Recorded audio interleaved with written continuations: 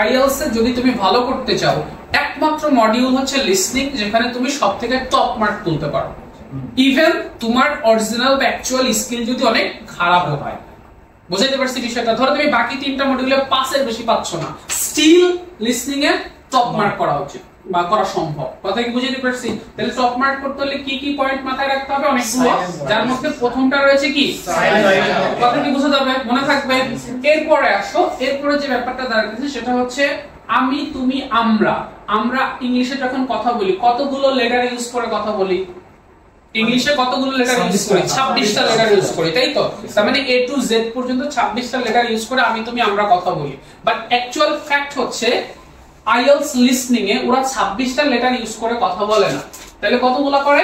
ওরা হচ্ছে 44টা করে, 44। কয়টা করে? 44টা। আবার বলো কয়টা করে? 44টা। এখন তুমি জানো কয়টা?